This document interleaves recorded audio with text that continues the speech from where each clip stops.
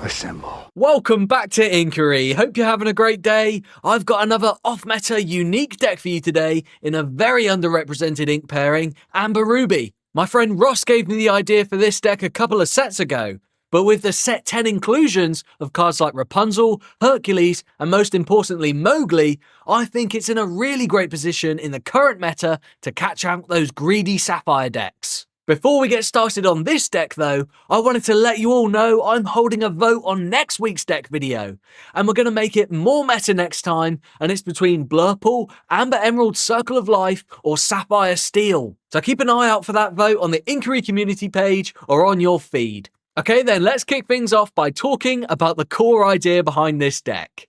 This is an aggro deck with plenty of fun and unique tools to make things awkward for the opponent that's trying to slow us down. Rapunzel and Eilonwy further protect our bodyguards, and Hercules protects all of our heroes from any damage that's not a challenge. Meaning we can set up a board state with Rapunzel, Minnie Mouse and Hercules where the opponent has to challenge the Minnie multiple times for little effect.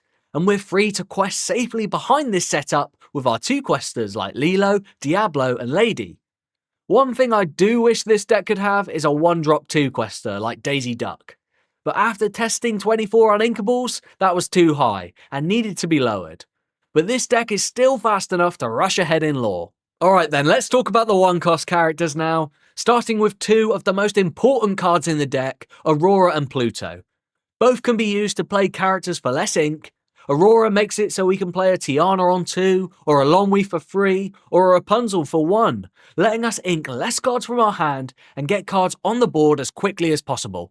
Pluto's my preferred choice and one of my favourite cards in the deck. This friendly pooch allows us to really catch out those Sapphire decks, especially when their 1-drop can't hit for 2. With Pluto, we can play a Lady on turn 2 with any of our 2 costs, like Mowgli if we wanted to try and rip their sail the Azurite Sea, or the Prince if we wanted to protect that Pluto again to play a 4-cost on turn 3. With Pluto we can also take less aggro lines with Raja on 2 into Hercules into Minnie Mouse, setting up what I call the hero lock to make that Minnie Mouse untouchable. And what's great about this line of play is even in games where we miss Mowgli, Spooky Sight is much less of a problem, as Minnie and Herc would stick around after, so we can start going wide again. Our other 1-drops are Eilonwy and Tinkerbell. Eilonwy for that crucial support keyword for Rapunzel's ability, which we'll get onto, and 2 copies of Tink, as I really like the free strength being able to quest fairly freely with her, knowing she usually trades really well. I would consider Tinkerbell a flex spot though, if you had any other ideas or wanted to risk some daisies for that higher uninkable count. Moving on to the 2-cost characters now, starting with Lilo, who plays a very important role. As you can probably see, very little card draw in this deck, so Lilo being able to be played from the discard can be really impactful when we have our bodyguard set up. And she's questing for 2, so provides us with that much needed lore pressure. Speaking of our 2 questers, next is Diablo. I absolutely love this card in the deck, and did mess around with the idea of Simba as he's a hero that quests for free. But I found Diablo's stat line to be much more important, dodging under the seas and being able to fight back with his strength if an opponent does manage to get through our bodyguards. Playing a Diablo for free with a Lady is such a good feeling. Getting 4 lore on the board as well as a good amount of strength and willpower can really cause issues for the opponent. And then Mowgli, like I briefly mentioned, can be the ultimate headache for opponents, potentially ripping their turn 2 ramp away, but more regularly making them discard something like a Strength of a Raging Fire. He also hits Spooky Sight a lot of the time, which can sometimes be the difference between winning and losing a game. Okay, time to talk about Rapunzel now. This new set 10 legendary is such a huge addition to all aggro decks in my opinion, but this one in particular. She herself has support, and then along with the Eilonwy, whenever they give one of our characters support until the start of our next turn, the next time they would be dealt damage, they take no damage instead. Meaning supporting a character before they challenge is great, as they wouldn't take any damage from said challenge. But more importantly, in this deck, giving a bodyguard like Raja support is incredible, as then in order to get through Raja, the opponent would at a minimum have to put 2 characters into him, or sing a song and then challenge.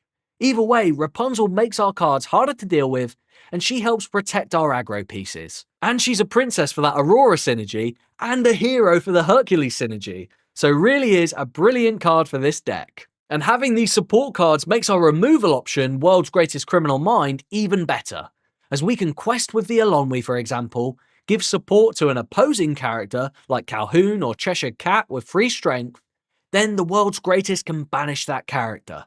Not something we're always going to look to do, but can be a really nice tempo play if sang with Raja, for example, as he only quests for 1 anyway. Okay, so the final 2-cost character is the Prince. Pretty self-explanatory this one, another bodyguard, but has the added bonus of costing 2, so can be played for free with Lady. But he's also a hero, so when Hercules is exerted, only takes damage from challenges. He doesn't have any strength, but 5 willpower can be an awkward number for opponents, especially in the early game, so he's great.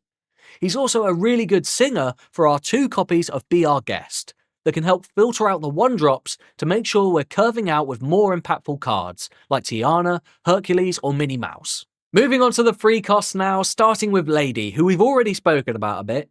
She's so important at making sure we can go wider on the board earlier in the game, especially when played on turn 2 with Pluto. I love the flexibility Lady provides in the deck, as we don't have to choose between our 2-cost characters as much thanks to her. She's also a hero, so gets that really nice Hercules buff and won't take damage from things like Tinkerbell's on play effect while Herc's exerted. Raja's another one of our free costs that we've already talked about a little. He's another bodyguard, but unlike the Prince, has free strength, so can fight back quite nicely. No hero tag unfortunately, but when paired with Rapunzel's support ability, can be really great at dealing with the opposing board while our other characters quest. The final free cost then is Tiana. I spoke at the start of the video about the hero lock with Rapunzel, Minnie and Hercules. Well, if you can somehow get Tiana in that lock as well, then you really have locked the opponent out from dealing with your board. Tiana was so popular last set, but I'll remind you just how amazing this card is. While she's exerted, whenever a character of ours is challenged, the challenging character gets -3 strength unless their player pays free ink. So imagine we have Rapunzel, Tiana, Minnie and Hercules out at once. Not unreasonable if we played a Mowgli on that curve to rip some removal from the opponent, and have been allowed to use Pluto or Aurora to get some of those cards out earlier whilst the opponent ramps. We quest for 6, Rapunzel gives Minnie support so the next time she's dealt damage, she takes 0.